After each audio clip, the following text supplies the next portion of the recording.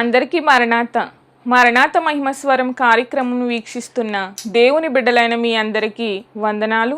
ప్రతిరోజు ఇదే సమయమునకు ఈ కార్యక్రమం వీక్షించి దైవాశీర్వాదములు పొందండి. ఇప్పుడు పాస్టర్ సామ్యూల్ సుందర్ రెడ్డి గారు దేవుని వాక్య వర్తమానం అందిస్తారు. శ్రద్ధగా వినండి. దేవునికి స్తోత్రం.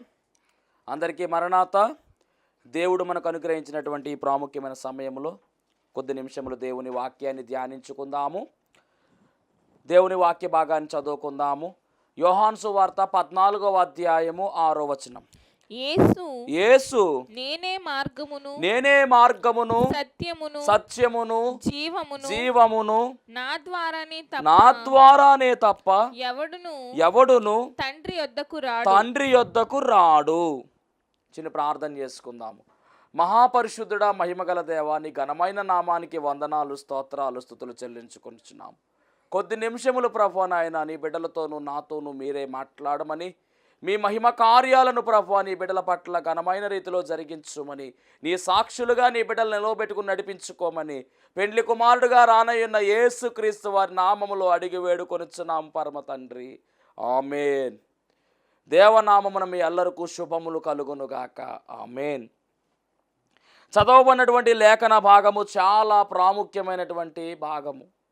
యేసుక్రీస్తు ప్రభువారు శరీరధారిగా ఉన్నప్పుడు ఆయన చెబుతున్నటువంటి మాట, ఆయన నోట నుంచి వచ్చినటువంటి మాట, నేనే మార్గమును, నేనే సత్యమును, నేనే జీవమును, నా ద్వారానే తప్ప ఎవడును తండ్రి యొద్దకు రాడు. అనగా తండ్రి అనేటువంటి దేవుణ్ణి మనము చేరుకోవాలి అంటే, కలుసుకోవాలి అంటే, పరలోక రాజ్యంలోనికి వెళ్ళాలి అంటే ద్వారము ఎవరు అంటే యేసుక్రీస్తు ప్రభువారే. గొర్రెల పోవు ద్వారముగా ఆయన పిలువబడ్డాడు, ద్వారముగా ఆయన ఉన్నాడు. నేనే మార్గము అంటూ ఉన్నాడు. నేనే మార్గము, సత్యము, జీవము అని చెబుతున్నటువంటి ఈ మూడు విషయాలలో ఈరోజు మనము ధ్యానిస్తున్నటువంటి అంశము నేనే మార్గము అనేటటువంటి మాటను మనము ధ్యానించబోతూ ఉన్నాము. నేనే అనేటటువంటి మాట చాలా ప్రాముఖ్యమైనది. ఇక నేనే అనేటటువంటి మాట వచ్చిందంటే ఇక వేరేది ఏది లేదు. ఇక నేనే. మరి యేసుక్రీస్తు ప్రభువారు ఈ మాట మాట్లాడుతూ ఉన్నారు. నేనే అనేటటువంటి మాట పాత నిబంధన గ్రంథంలో తన్నేటువంటి దేవుడు చాలా సందర్భాల్లో ఆయన మాట్లాడడం కూడా మనం చూస్తూ ఉన్నాం. నిర్గమకాండము 20వ అధ్యాయము 2వ వచనం చదివినట్లయితే, నిర్గమకాండము 20వ అధ్యాయము 2వ వచనము, నీ దేవుడైన యెహోవాను నేనే దాసుల గృహమైన ఐగుప్తు దేశములో నుండి నిన్ను వెలుపలికి రప్పించి తిని, నేను తప్ప వేరొక దేవుడు ఉండకూడదు. తండ్రి అయినటువంటి దేవుడు ఇస్తున్నటువంటి ఆజ్ఞలలో మనము గమనించినట్లయితే, నీ దేవుడైన యెహోవాను నేను తప్ప వేరొక దేవుడు మీకు ఉండకూడదనే విషయాన్ని ఆయన చెబుతూ ఉన్నాడు. ఆజ్ఞలలో మరి మొదటి ఆజ్ఞగా పిలువబడుతున్నటువంటి ఆజ్ఞ నేనే అనేటటువంటి మాటను మరి ఆయన మెన్షన్ చేస్తూ ఉన్నాడు. అంటే నేనే అనగానే ఇక వేరే దానికి ఇక ఆప్షన్ లేదు, వేరొకరు లేరు. అందుకనే నేను తప్ప వేరొక దేవుడు మీకు ఉండకూడదనే విషయాన్ని ఆయన చెబుతూ ఉన్నారు. అలాగే కుమారుడైనటువంటి యేసుక్రీస్తు ప్రభువారు మరి ఆయన చక్కగా ఉపయోగిస్తూ ఉన్నటువంటి మాట కూడా అదే, నేనే మార్గమును, ఈ మార్గము తప్ప వేరొక మార్గము లేదు. దేవునికి మహిమ కలుగును గాక. ఇంకొక మాట మనం గమనిద్దాం. యెషయా గ్రంథము 43వ అధ్యాయము 10వ వచనం. యెషయా గ్రంథము 43:10. మీరు తెలుసుకుని నన్ను నమ్మి నేనే ఆయననని గ్రహించున్నట్లు మీరును నేను ఏర్పరచుకొనిన నా సేవకుడును నాకు సాక్షులు. అది నేనే అనేటటువంటి మాట కూడా మనకు కనబడుతుంది. యెషయా 43:10. రైట్. అలాగే యెషయా గ్రంథం 44:6 కూడా చదువుదాం ఒకసారి. ఇశ్రాయేలీయుల రాజైన యెహోవా వారి విమోచకుడై ఉన్నాడు. సైన్యములకు అధిపతియగు యెహోవా ఇలాగు సెలవిచ్చుచున్నాడు, నేను మొదటి వాడను కడపటి వాడను, నేను తప్ప ఏ దేవుడును లేడు. ఆయనే దేవుడు, సర్వ సృష్టికి కర్త ఆయనే. సృష్టికర్త అయినటువంటి దేవుడు సృష్టికి బయట ఉన్నాడు, సృజించినటువంటి దేవుడై ఉన్నాడు. అంత మాత్రమే కాదు, ఈ సృష్టి అంతటిని కూడా నడిపించేవాడై ఉన్నాడు. ఆయన క్రియేటర్గా కనబడతాడు, అలాగే ఆయన ఆపరేటర్గా కనబడుతూ ఉన్నాడు. ఈ సృష్టి అంతటిని కూడా నడిపించేటటువంటి నాథుడుగా ఆయన మాత్రమే ఉన్నాడు. కనుక ఆయన తప్ప వేరొక దేవుడు లేడు, నేనే దేవుడను అనే మాటను ఆయన చెబుతూ ఉన్నాడు. నీ దేవుడని యెహోవాను నేనే అనేటటువంటి మాట కూడా మనం చదువుకున్నాం. అలాగే పాత నిబంధన గ్రంథం అంతా కూడా చాలా చోట్ల నేనే అనేటువంటి మాట మరి ఆయన మాట్లాడడం జరిగింది. మరి నూతన నిబంధన గ్రంథం కోసంలోకి యేసుక్రీస్తు ప్రభువు వారు పదే పదే చెప్పినటువంటి మాటలు మనము యోహాను సువార్తను మనము చూసినట్లయితే ఎక్కువ అక్కడే కనబడుతూ ఉన్నాయి. యోహాను సువార్త 5వ అధ్యాయం 55వ వచనం చూసినట్లయితే జీవాహారము నేనే అంటూ ఉన్నారు అక్కడ. నేను చెప్తాను, జాగ్రత్తగా వినండి. జీవాహారము నేనే అంటూ ఉన్నటువంటి సందర్భము, లోకమునకు వెలుగును నేనే, గొర్రెల పోవు ద్వారమును నేనే, మంచి కాపరిని నేనే, పునరుద్ధానమును నేనే, జీవమును నేనే, మార్గమును నేనే, సత్యమును నేనే, జీవమును నేనే, నిజమైన ద్రాక్షావళిని నేనే, మొదటి వాడును కడపటి వాడును నేనే, ఆది అంతమును నేనే అనేటువంటి మాటలు ఆయన మాట్లాడినట్టుగా మనం చూస్తూ ఉన్నాము. అనగా యోహాను సువార్తలోను అలాగే ప్రకటన గ్రంథములో ఈ నేనే అనేటటువంటి మాట ఎక్కువ సార్లు మనము చూడొచ్చు. దైవ జనాంగమా గమనించవలసిన మాట ఏమిటంటే నేనే మార్గం అనేటటువంటి అంశాన్ని ఈరోజు మనము ధ్యానిస్తూ ఉన్నాము. ఎందుకు యేసుక్రీస్తు ప్రభువు వారు మార్గముగా రావాల్సి వచ్చింది అంటే కనుక మనందరికీ బాగుగా తెలిసినటువంటి చరిత్రే. ఎందుకు ఆయన మార్గముగా రావాల్సి వచ్చింది, ఎందుకు మార్గాన్ని ఏర్పాటు చేయవలసి వచ్చింది, ఎందుకు నూతన మార్గాన్ని వేయవలసి వచ్చింది అంటే కనుక ఆదికాండము చదువుదాం. ఆదికాండం 6వ అధ్యాయం 12వ వచనం చదువుదాం. దేవుడు భూలోకమును చూచినప్పుడు అది చెడిపోయి ఉండెను. భూమి మీద సమస్త శరీరులు తమ మార్గమును చెరిపి వేసుకుని ఉండిరి. అనగా మార్గాన్ని సమస్త శరీరులు కూడా ఏం చేశారంటే చెరిపేసుకున్నారు. భూమి అంతా కూడా బలాత్కారముతో నిండిపోయింది. మరి బలాత్కారముతో నిండిపోయింది అంత మాత్రమే కాదు, పాపముతో నిండిపోయింది అంత మాత్రమే కాదు, చక్కని మార్గాన్ని దేవుడు ఏర్పాటు చేసినటువంటి మార్గాన్ని చెరిపివేసుకున్నారు. కాబట్టి మార్గము చెడిపోయింది, మార్గము లేదు. కనుక దేవుడే అనగా యేసుక్రీస్తు ప్రభువారే మార్గముగా రావలసి వచ్చింది. కొత్త మార్గాన్ని ఏర్పాటు చేశాడు, ఆయనే మార్గముగా మారిపోయాడు. అందుకే మార్గమై ఉన్నటువంటి యేసు ప్రభు అంటున్న మాట ఏమిటో తెలుసా? నేనే మార్గము, ఐ యామ్ ద వే అంటూ ఉన్నాడు. దేవుని మహిమ కలుగునుగాక. మరి ఈ మార్గములో ఉన్నటువంటి లక్షణాలు మనం ఈ రోజున నేర్చుకోవలసిన వారమై ఉన్నాము. ఈ మార్గము ఎలాంటిదో మనము చూడవలసిన వారమై ఉన్నాము. ఈ మార్గాన్ని మనము గమనించినట్లయితే 3 ప్రధానమైన విషయాలు చెప్పాలని ఆశపడుతూ ఉన్నాను. యేసు చెబుతున్నటువంటి మాట నేనే మార్గము అంటున్నాడు యేసుక్రీస్తు ప్రభువారు. అందులో మొట్టమొదటిగా ఈ మార్గము ఎలాంటి మార్గము అంటే నూతన మార్గము, క్రొత్త మార్గము లేదా నూతన మార్గము. ఎందుకంటే మన కొరకు వేయబడినటువంటి నూతన మార్గము. చూద్దాం ఒకసారి. ఎబ్రీ పత్రిక 10వ అధ్యాయము 19వ వచనము. పాత మార్గము కాదు, ఇది నూతన మార్గము. యేసుక్రీస్తు ప్రభువారు ఏర్పాటు చేసినటువంటి మార్గము. సహోదరులారా యేసు మన కొరకు ప్రతిష్ఠించిన మార్గమున అనగా నూతనమైనదియు జీవము గలదియు ఆయన శరీరమును తెర ద్వారా ఏర్పరచబడినదియునైనా మార్గమున ఆయన రక్తము వలన పరిశుద్ధ స్థలమునందు ప్రవేశించుటకు మనకు ధైర్యము కలిగెను. చాలండి. మనకు చెప్తున్నటువంటి మాట ఏమిటంటే మన కొరకు యేసుక్రీస్తు ప్రభువారు ప్రతిష్ఠించినటువంటి మార్గమంట, మన కొరకు ఆయనే వేసినటువంటి మార్గమంట. ఈ మార్గాన్ని ఎలా పిలుస్తున్నారంటే నూతనమైన మార్గమంట. అంత మాత్రమే కాదు, జీవము కలిగినటువంటి మార్గము. ఎలా వేశారంటే ఆయన శరీరం అనేటటువంటి తెర ద్వారా ఏర్పరచబడినదైనటువంటి మార్గము. అనగా యేసుక్రీస్తు ప్రభువారు బలి యాగము చేయగా ఆయన బలి అవగా ఏర్పడినటువంటి మార్గము. ఏ మార్గమైతే పాపముతో చెరిపివేసుకున్నామో, ఏ మార్గమైతే మనమందరము కలిసి దుష్టత్వముతో చెరిపివేసుకున్నామో ఆ మార్గాన్ని మరలా వేయడానికి యేసుక్రీస్తు ప్రభువారే తన శరీరాన్ని అనగా తన దేహాన్ని, తన ప్రాణాన్ని, తన రక్తాన్ని మనకు దానముగా ఇచ్చి ఆయన వేసినటువంటి నూతనమైనటువంటి మార్గము. ఈ మార్గము ఎలాంటి మార్గము అంటే జీవము కలిగినటువంటి మార్గము. ఈ మార్గము గుండా వెళితే మనమందరము కూడా నిత్య జీవానికి వారసులం అయిపోతాము. కనుక ఈ మార్గము నూతనమైనటువంటి మార్గము. నూతన మార్గములో మనం ఉండాలి అంటే కనుక, నూతన మార్గంలోనికి మనం వెళ్ళాలి అంటే కనుక మనమందరము కూడా నూతన పరచబడిన వారం అవ్వాలి. నూతన పరచబడితేనే కానీ ఈ మార్గంలోనికి వెళ్ళలేము. పాతవి గతించిపోవాలి, సమస్తము కూడా నూతన పరచబడితేనే ఈ మార్గములో మనం వెళ్ళగలము. వాక్యం వింటున్నటువంటి దైవ జనాంగమా, ఎంతకాలము పాత జీవితం పట్టుకుని వేలాడుతున్నావు? ఎంతకాలము క్రీస్తును నమ్ముకున్నావు కానీ పాతవి విడిచిపెట్టకుండా వాటినే వెంటబెట్టుకుని నీ స్వభావం మారట్లా, నీ మాట తీరు మారట్లా, నీ వ్యక్తిగతముగా నీ ఆలోచనలు మారట్లా? మరి దైవాశీర్వాదము కావాలని నువ్వు కోరుకుంటే ఎలా వస్తుంది?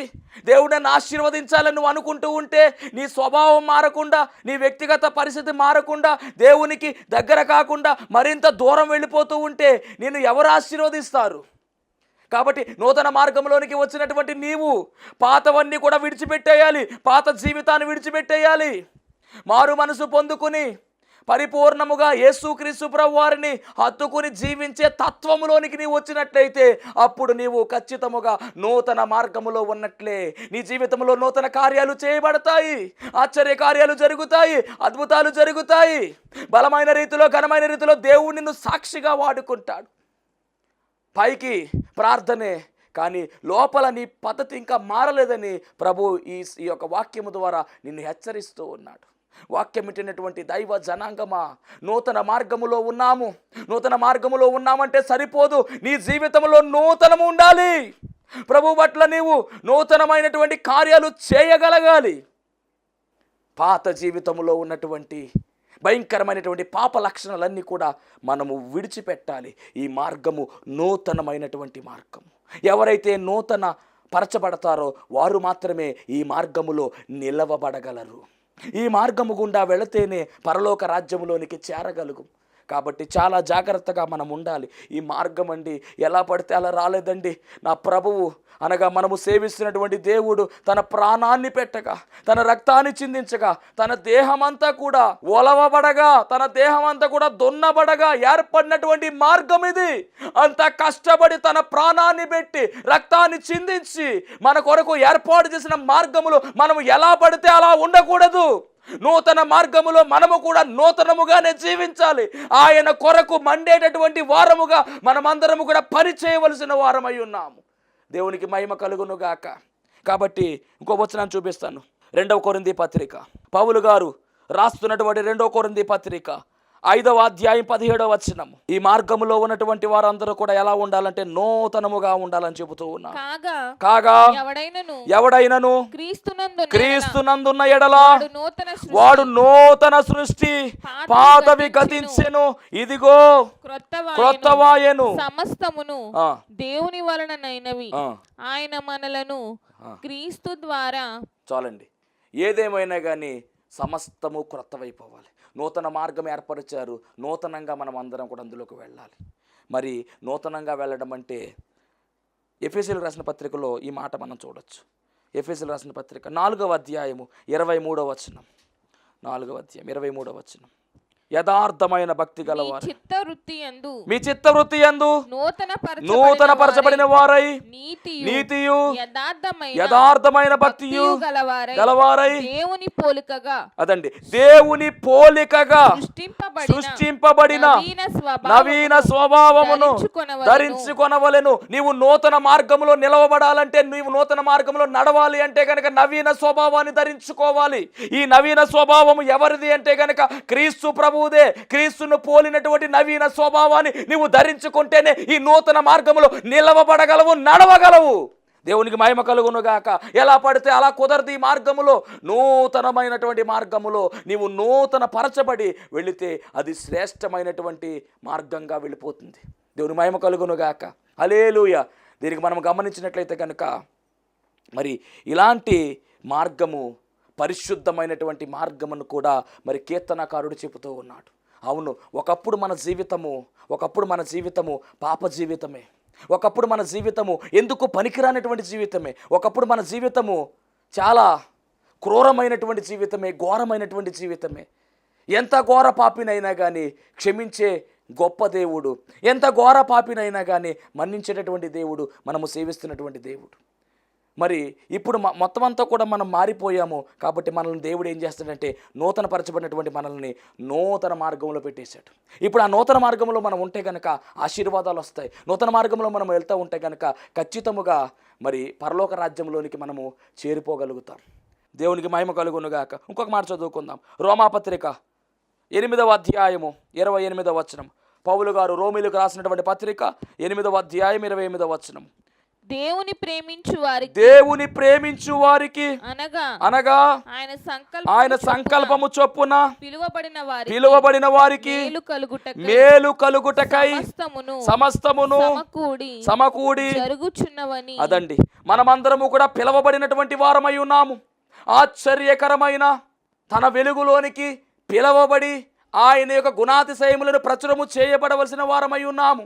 కాబట్టి పిలవబడినటువంటి మనకు దేవుడు చెప్తున్న మాట ఏమిటంటే మేలు కలుగుటకై సమస్తమును సమకూడి జరుగుతున్నవి. ఈ మేలు కలిగించేటటువంటి మార్గములో మన జీవితంలో మనకు అన్నీ కూడా మేలే జరుగుతాయి. దేవుని మహిమ కలుగునుగాక. హల్లెలూయా. ఆయన సిద్ధపాటు చేసినటువంటి మేలు ఉంది, అది ఎంతో గొప్పది. ఆ సిద్ధపాటు చేసిన మేలు ఆయన మనకు ఇవ్వడానికి సిద్ధముగా ఉన్నాడు. మరి ఇందాక నూతన మార్గం గురించి మాట్లాడుకున్నామండి మనం. అప్పుడు ఏమన్నామంటే నూతన మార్గంలో ఉన్నటువంటి మనం ఎలా ఉండాలి? నూతనంగా ఉండాలి కదా. మరి అలాగే మరి మేలు మార్గంలో మీరు మేలు పొందుకుంటున్నప్పుడు మీరు కూడా ఏం చేయాలి? ఖచ్చితంగా మేలే చేయాలి కదా. మరి వాక్యం ఏం చెప్తుంది చూద్దాం ఒకసారి. రోమాపత్రిక 3వ అధ్యాయము 12వ వచనం చూడండి, అక్కడ ఎంత క్లియర్గా ఉందో. రోమాపత్రిక 3:12. అందరును త్రోవ తప్పి, అందరిలో మనం కూడా ఉన్నాం. అందరును త్రోవ తప్పి ఏకముగా పనికి మాలిన వారైరి. అయ్యో పనికి మాలిన వారైరి. మేలు చేయువాడు లేడు, మేలు చేయువాడు లేడు, ఒక్కడైనను లేడు, ఒక్కడైనను లేడు. మనందరికీ బాగా తెలిసిన వాక్యం ఏం చెప్పమంటారా? నీతిమంతుడు ఏదో ఒక్కడు లేడని చెప్తాం. ఇది ఎప్పుడన్నా చూసామో మనం? మేలు చేయువాడు లేడట, ఒక్కడైనను లేడట. మరి మేలు మార్గంలో నువ్వు ఉన్నావు కదా. మేలు మార్గంలో నీవు ఉన్నప్పుడు నీవు మేలు పొందుకుంటున్నప్పుడు నీకు చేతనైనప్పుడు ఖచ్చితంగా ఏం చేయాలి? మేలు చేయవలసిన పని ఉంది. మనం మేలు చేయాలి, ఎందుకంటే మేలు చేయకుండా ఆయన ఉండలేకపోతున్నాడు అక్కడ మనకి. మరి అలాంటప్పుడు మనం ఏం చేయాలంటే మనము కూడా మేలు అందుకుంటున్నటువంటి మనకు తోచినట్టుగా ఖచ్చితముగా మనకు తోచినంత మేరకు మనము చేయగలిగినటువంటి మేలులు మనము చేయవలసిన వారమై ఉన్నాం. దేవుని మహిమ కలుగునుగాక. మేలు చేసేవారంట ఒక్కరు కూడా లేరంట. కాబట్టి ఈరోజు మేలు కలిగించే మార్గములో ఉన్నటువంటి మనము ఇతరులకు మేలు చేసే వారముగా ఉండాలని ప్రభు పేర తెలియజేస్తున్నాను. ఇంకొక మాట చదువుదాం చక్కగా. యోహాను సువార్త 5వ అధ్యాయము 29వ వచనం. యోహాను సువార్త 5:29. మేలు చేసిన వారు, అదిగోండి, మేలు చేసిన వారు జీవ పునరుద్ధానమునకును, మేలు చేస్తే జీవ పునరుద్ధానానికి, కీడు చేసిన వారు తీర్పు పునరుద్ధానమునకును. కాబట్టి ఇక్కడ డిక్లేర్ చేసేసాడు దేవుడు, నువ్వు మేలు చేస్తే మేలు మార్గంలో ఉన్నావు, బాగానే ఉంది. నువ్వు మేలు చేస్తే రాబోయేటటువంటి తీర్పులో నువ్వు ఎక్కడికి పోతావంటే జీవ పునరుద్ధానానికి వెళ్ళిపోతావు. అనగా నీవు జీవించే ఉంటావు, ప్రభువుతో నివాసము చేస్తావు, ప్రభువును కొనియాడతావు. కానీ కీడు చేస్తే కీడు పునరుద్ధానానికి. దేవుని మహిమ కలుగునుగాక. కాబట్టి ఏది కావాలో డిసైడ్ చేసుకోండి. నూతన మార్గంలో ఉన్నటువంటి మనము నూతనముగా ఉండాలి. మేలు మార్గంలో ఉన్నటువంటి మనము ఏం చేయాలి? మేలే చేయాలి. ఇంకో మాట చెప్తాను, జాగ్రత్తగా వినండి. మరి మేలు ఎవరికి చేయాలి? మేలు చేసేవారికి మేలు చేయడం గొప్ప అనుకుంటున్నారా? కాదు, కీడు చేసేవారికి కూడా మేలు చేయాలంట. నిన్ను ద్వేషించే వారికి కూడా నువ్వు మేలు చేయాలంట. చూద్దాం అది కూడా. లూకాసు వార్త 6:27. లూకాసు వార్త 6:27. వినుచున్న మీతో నేను చెప్పునదేమనగా, మీ శత్రువులను ప్రేమించుడి, మిమ్మును ద్వేషించు వారికి మేలు చేయుడి. అదండి దేవుని కంటెంట్. ఎంత బాగుంది చూడండి. కాబట్టి మేలు మార్గంలో మనం ఉన్నాము. మనం ఏం చేయాలంటే మనల్ని దూషించే వారి కొరకు కూడా మనం ఏం చేయాలంటే మేలే చేయాలి. మరి చేస్తున్నారా? పగని ఇంకా పెంచుకుంటా పగలంట అసూయను పెంచుకుంటూ మరి ఎందుకు ఎంతకాలం జీవిస్తావు పగలతో? మేలు మార్గములో ఉన్నటువంటి మనము ఖచ్చితముగా ఇతరులకు ఏం చేయాలంటే మేలు చేయాలి. అలా మేలు చేస్తే దేవుడు ఘనమైన కార్యాలు జరిగిస్తాడండి. ఇంకో మాట ఏం చెప్తున్నారంటే గలతీ పత్రికలో ఉన్నటువంటి మాట, మేలు చేయడానికంటండి విసుగుదల ఉండకూడదంట. మేలు చేయటం ఎందు విసుగుగా ఉండాలి, తగిన కాలమందు. అలా ఉన్నట్లయితే గనక ఖచ్చితంగా పంట కోస్తారు. విసుగుదల లేకుండా మేలు చేయడంలో మనం ఉండవలసిన వారమై ఉన్నాము. అలా ఉన్నట్లయితే గనక తగిన సమయం ముందు మనం ఖచ్చితంగా పంట కోస్తాం. దేవుని మహిమ కలుగును గాక. ఇది రెండవది. ఇక మూడవది చెప్పి మనం ముగించుకుందాం. మూడవది, ఈ మార్గము ఎలాంటి మార్గం అంటే రక్షణ మార్గం. ఈ మార్గము రక్షణ మార్గము. అవును, యేసుక్రీస్తు ప్రభువారి ద్వారానే రక్షణ కార్యము జరుగుతూ ఉంది. రక్షణ యెహోవాది అని కీర్తనల గ్రంథములో మనం చూస్తూ ఉన్నాము. రక్షకుడు ఎవరు అంటే గనక యేసుక్రీస్తు ప్రభువారే. చూద్దాం ఒకసారి. మొదటి తెస్సలోని పత్రిక, అపోస్తలుడైన పౌలు తెస్సలోనికి రాసినటువంటి మొదటి పత్రిక 5వ అధ్యాయము 9వ వచనము. ఎందుకనగా మన ప్రభువైన యేసుక్రీస్తు ద్వారా రక్షణ పొందుటకే దేవుడు మనలను నియమించెను గాని ఉగ్రత పాలగుటకు నియమించలేదు. అవును, ఈ మార్గము ద్వారా మనకు ఏమి కలుగుతుందంటే రక్షణ కలుగుతూ ఉంది. మన దగ్గరకు పంపబడినటువంటి రక్షణ, యేసు అనగా రక్షకుడు, పాపము నుంచి రక్షించే రక్షకుడు, శాపము నుంచి రక్షించే రక్షకుడు. మరి ఈ మార్గములో ఉంటే మనకు ఏమి కలుగుతుందంటే రక్షణ కలుగుతుంది. 3 ప్రధానమైన విషయాలు దేవుడు మనతో మాట్లాడి ఉన్నారు. నేనే మార్గమని వచ్చాడు ఆయన. ఆ మార్గములో, ఈ మార్గము ఎలాంటి మార్గము అంటే నూతన మార్గము. మరి మనము కూడా నూతనముగా ఉండాలి. రెండో, ఈ మార్గము మేలు మార్గము, మేలు కలిగించే మార్గము. మనము కూడా మేలు చేయాలి. మూడవది ఏమిటంటే ఇది రక్షణ ఇచ్చే మార్గము. రక్షణ పొందుకున్నటువంటి మనము అనేక మందిని ఈ మార్గములోనికి నడిపించాలి. అంతా బాగానే ఉందండి. ఈ మార్గము ఎలాంటి మార్గం అంటే ఇరుకైన మార్గము. అయినప్పటికీ మనం భయపడకూడదు. ఇరుకైన మార్గం అయినప్పటికీ కూడా నిత్య జీవానికి తీసుకుని వెళ్ళిపోతుంది. విశాలమైన మార్గాలు ఉన్నాయి, కానీ విశాలమైన మార్గము చివరికి పాతాళములోనికి నడిపిస్తుంది, అనగా నిత్యాగ్ని గుండం నడిపిస్తుంది. కానీ ఈ మార్గము ఇరుకైనప్పటికీ, ఇబ్బంది అయినప్పటికీ, కష్టాలు ఉన్నప్పటికీ, కన్నీళ్ళు ఉన్నప్పటికీ, బాధలు ఉన్నప్పటికీ, ఫైనల్గా మనం అందరము కూడా జీవ పునరుద్ధానంలోనికి వెళ్ళిపోతాం. ఎప్పుడు అంటే గనక యేసు అనేటటువంటి ఈ మార్గములో మనము ఉన్నట్లయితే గనుక. కాబట్టి మరి యేసు అనే మార్గమును మనం వెంబడించవలసిన వారమై ఉన్నాము. ఆయన మార్గములో మనము నడిచి దేవుని యొక్క పరలోక రాజ్యంలోనికి చేరువయ్యే ధన్యత దేవదేవుడు మనందరికీ అనుగ్రహించును గాక. ఆమేన్. మహోన్నతుడా, నీకు వందనాలు, స్తోత్రాలు, స్తుతులు చెల్లించుకొనుచున్నాం. ప్రాముఖ్యమైన సమయంలో తండ్రి నాయన ఇదిగో మార్గము గురించి మాట్లాడి ఉన్నావు తండ్రి. అవును, నూతన మార్గముగా పిలువబడుతూ ఉంది. మేము కూడా నూతనముగా మార్చబడాలి. మేలు కలిగించే మార్గం అన్నావు తండ్రి. మేము కూడా మేలు పొందుకుంటున్నాము. మేము కూడా మేలు చేయడానికి మీరు కృప చూపించండి, చేసే ధన్యత దయచేయండి. అలాగే ప్రభువా, రక్షణ మార్గం అంటున్నావు తండ్రి. నీ రక్షణ మేము అందుకుని ఉన్నాం ప్రభువా. ఈ రక్షణ అందరూ కూడా అందుకునే ధన్యతా భాగ్యం ప్రతి ఒక్కరికి దయచేయమని. ఎవరైతే ఇంకను రక్షణ పొందుకోలేదో, ఎవరైతే ఇంకను బాప్తిస్మము అనుభవంలోనికి రాలేదో, వారందరూ కూడా బాప్తిస్మ అనుభవంలోనికి రావడానికి కృప చూపించుమని నాయనా, నీ బిడ్డలు ప్రభువా కన్నీటితో ప్రభువా ప్రార్థన చేస్తూ ఉన్నారు తండ్రి. వారి కష్టాలను, నష్టాలను, కన్నీటిని అన్నిటిని కూడా తొలగించి వేసి సమాధానము దయచేయమని యేసు నామములో అడుగుచున్నాము పరమ తండ్రి. ఆమేన్. అందరికీ మరణాత. దేవుని నామానికి వందనాలండి, అయ్యారికి వందనాలు. నాకైతే ఫస్ట్ బాబండి షుగర్ తగిలింది. తర్వాత మళ్ళీ 1 ఇయర్ తర్వాత కన్సీవ్ అయింది. పాపకి 2 మంత్స్ వచ్చినాక ఇక్కడ ప్రేయర్ చేయించుకున్నాను. నేను అంశం కూడా రాయించుకున్నాను. అయ్యగారు ప్రార్థన చేశారు. నేను 3rd మంత్లో మళ్ళీ చెకప్ చేయించుకుంటే షుగర్, బీపీ అలాంటివి ఏమి లేవండి. డెలివరీకి కూడా చాలా సీరియస్ అయిందండి. నేను ఆపరేషన్ థియేటర్కి వెళ్ళే ముందు అయ్యగారికి ఫోన్ చేసి నేను ఆపరేషన్ థియేటర్కి వెళ్ళాను. నాకు బాగా ఆపరేషన్ జరిగి బాగా మంచి జరిగిందండి. తర్వాత ఏంటంటే బ్లడ్ ఎక్కించారు. అందుకోసం కూడా పాస్టర్ గారు ప్రార్థన చేశారు. చేసిన తర్వాత మళ్ళీ 3వ రోజునే మళ్ళీ గర్భసంచి ఆపరేషన్ చేస్తారు అని చెప్పారండి. కానీ ఈ అయ్యగారి ప్రార్థన వల్ల, సంఘ బిడ్డలు అందరూ ప్రార్థన చేయడం వల్ల నాకు దేవుడు స్వస్థత కలిగించాడు. ఇంకా మేడం గారు కూడా దేవుని చిత్తమమ్మా, మేమైతే ఏమి చేయలేదు, అంతా దేవుడి దయ అని చెప్పేసి అన్నారు. నేను 3వ రోజున లేచి నడవడం కూడా చాలా ఆశ్చర్యకరంగా ఉందండి. హాస్పిటల్లో నాకు ఈ సంఘానికి వచ్చి అంశం రాయించుకోవడం వల్ల దేవుడు చాలా కృప చేశాడు, మేలు చేశాడండి. ఈ చిన్న సాక్ష్యం దేవుడు దీవించును గాక. దేవునికి మహిమ కలుగును గాక. మరి సిస్టర్ బేబీ విషయంలో చాలా అద్భుతమైనటువంటి సాక్ష్యం ఇది. ఎందుకంటే కనుక మొదట బాబు పుట్టాడు. ఆ బాబు పుట్టినటువంటి సమయంలో షుగర్ తగిలింది. మరలా తర్వాత సంవత్సరం తర్వాత మరలా కుమార్తె కన్సీవ్ అయ్యింది. మరలా షుగర్ వస్తుందే మనిషి టెన్షన్ పడిపోయింది. కానీ దేవుని మహాకృపను బట్టి పాప గర్భాన్ని పడింది మొదలుకొని షాల్లో అంశం పెట్టుకుని ప్రార్థన చేయడం జరిగింది. మొత్తానికి చివరి వరకు కూడా ఫోన్ ద్వారా ప్రార్థన చేయడం, అలాగే షాలకు రావడం, మరి ఆ ప్రార్థన పట్టుతోనే ఈరోజు దేనికోమాత సాక్షి నిలబడ్డాన్ని దేవుడు కృప చూపించాడు. ఎందుకంటే కనుక ఆపరేషన్ చేసే సమయంలో ఆపరేషన్ అయిపోయింది, ఆపరేషన్ అయిపోయిన తర్వాత బ్లీడింగ్ ఆగలేదు, కంటిన్యూ అయిపోతూ ఉంది. మరలా ఆపరేషన్ చేయాలని చెప్పారు.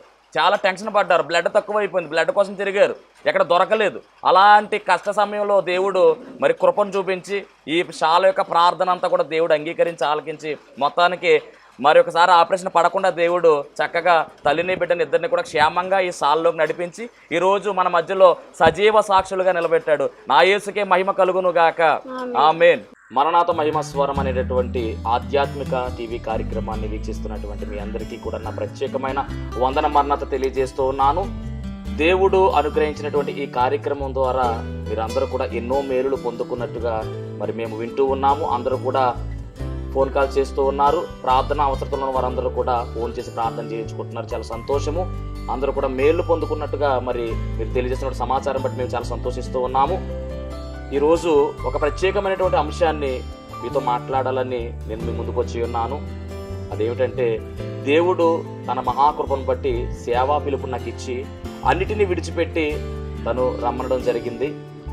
మరి ఆయన ఇచ్చినటువంటి పిలుపును అంగీకరించి ఆయన సేవకు నేను వ్యాపారాన్ని గట్రా అన్నీ విడిచిపెట్టి వచ్చాను. ఆ వచ్చినది మొదలుకొని ఈ దినం వరకు చక్కని సేవా పరిచర్యను దేవుడు జరిగించుకుంటూ ఉన్నాడు. చూస్తున్నటువంటి ఈ యొక్క ఈ షెడ్లో మేము ప్రతి శనివారం కూడా స్వస్థత ప్రార్థనలు అనగా శాల కార్యక్రమాన్ని జరిగిస్తూ ఉన్నాము.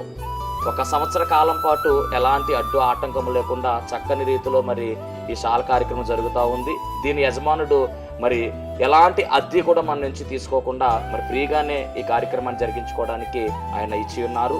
కానీ ఇప్పుడు ఒక సమస్య వచ్చింది. అదేమిటంటే, కొన్ని కారణాల వల్ల ఈ యొక్క షెడ్ని అమ్మకానికి పెట్టారు. మరి ఈ యొక్క క్లిష్టమైనటువంటి పరిస్థితుల్లో మనము తీసుకుంటే ఈ షెడ్ తీసుకోవాలి, లేకపోతే బయటకు వెళ్ళవలసిన పరిస్థితి వచ్చేసింది. మరి తీసుకుందామని ప్రయత్నం చేస్తున్నాము. ఆశ అయితే మాకుంది, కానీ లక్షలాది రూపాయలు ఖర్చు అవుతుంది కాబట్టి మా దగ్గర ఎలాంటి డబ్బు లేదు. అన్నీ విడిచిపెట్టి రావడంతో సేవ కొత్తగా ప్రారంభించిన సేవ కాబట్టి తీసుకోవాలనుకుంటున్నా కానీ ఇబ్బంది పడుతూ ఉన్నాము. ఇక్కడ ప్రార్థన కంటిన్యూగా జరగాలి అంటే కనుక ఖచ్చితంగా మరి ఈ కార్యక్రమాన్ని వీక్షిస్తున్నటువంటి మీ అందరూ కూడా మీ ప్రోత్సాహాన్ని అందించినట్లయితే ఈ ప్రార్థన ఆగకుండా ఖచ్చితంగా ముందుకు కొనసాగుతుంది. కనుక మరి ఈ కార్యక్రమాన్ని వీక్షిస్తున్న మీ అందరూ కూడా ఈ దీన సేవకుని యొక్క సేవను గుర్తించి దయచేసి మీ హృదయాన్ని గనక ఆ దేవుడు ప్రేరేపించినట్లయితే ఖచ్చితముగా మీరందరూ కూడా స్పందించవలసిందిగా, మీ యొక్క చేయూతను మాకు అందించవలసిందిగా ప్రభు పేరు తెలియజేస్తూ ఉన్నాము. మా ఫోన్ నెంబర్లో టీవీ స్క్రీన్ మీద మరి ప్లే అవుతూ ఉంది ఫోన్ నెంబరు. ఆ నెంబర్కి ఫోన్ చేయండి, స్వయంగా నేనే మాట్లాడతాను. ఆ తర్వాత మరి మా ఫోన్పే కానీ గూగుల్ పే కానీ చేసి ఈ యొక్క సేవను ప్రోత్సహించవలసిందిగా ప్రభు పేరు మీ అందరికీ తెలియజేస్తూ ఉన్నాను. దేవుడు మిమ్మల్ని బహుగా ఆశీర్వదించును గాక. ఆమేన్.